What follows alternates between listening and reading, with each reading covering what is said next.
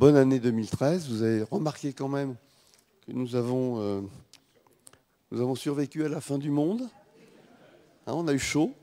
Ceci étant, la faim dans le monde existe encore et continue, malheureusement. Ça, je crois qu'on ne pourra pas l'arrêter tout de suite.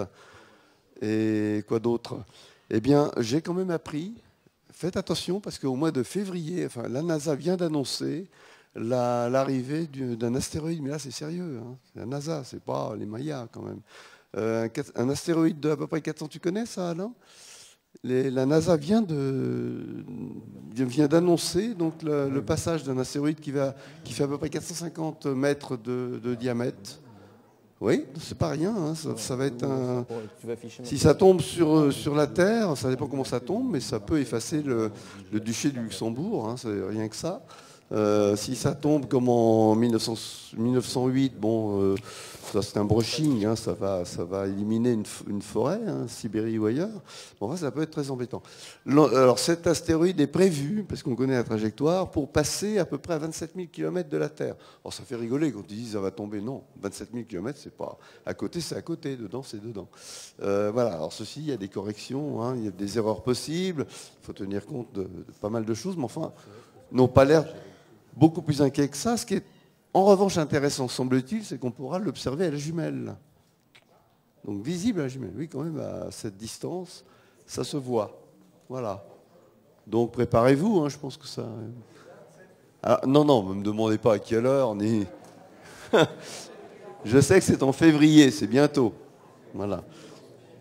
Pour bientôt. Bon, vous savez que les astéroïdes sont en permanence surveillés. Et d'ailleurs, il paraît que pour celle-ci, pour celui-ci, puisque c'est un astéroïde, il aurait été détecté par un astronome amateur. Ce n'est pas les surveillances systématiques des professionnels, et en particulier de la NASA.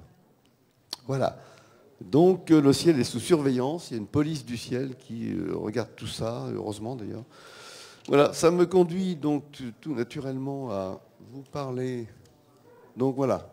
Donc, vous voyez, quand même la vie est difficile maintenant, parce qu'on est au courant de tout. Donc le moindre astéroïde qui passe, ça y est, on alerte, sans compter les codex, les mayas et toutes ces choses-là, de sorte que le ciel est convoqué un petit peu n'importe quand, n'importe comment. Mais nous avons quand même des gens sérieux qui en parlent.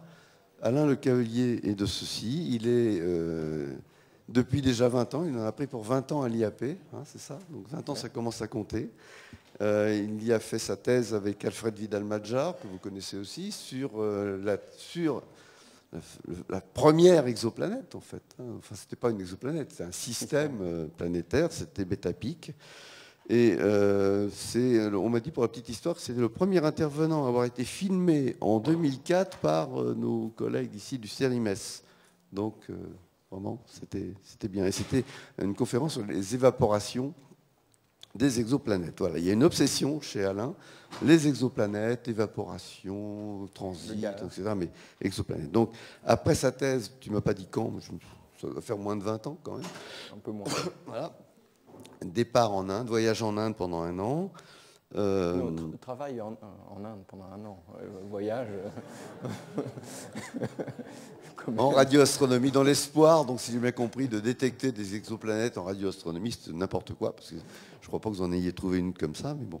Ensuite, déçu, il revient d'Inde. Enfin, je dis déçu, c'est peut-être pas vrai, mais tu pourras corriger. Pour aller à Baltimore. Baltimore auprès de la NASA. À Baltimore, c'est là qu'on pilote non seulement le télescope de Hubble, mais aussi beaucoup d'autres missions, en particulier FUSE, qui est une mission qui a été vraiment un des moments de gloire du département dirigé par Alfred. FUSE, c'est Far Ultraviolet Satellite. Spectroscopic Explorer, il faisait la spectroscopie dans l'infrarouge lointain, dans l'ultraviolet lointain. Voilà. Et donc retour vers 1999.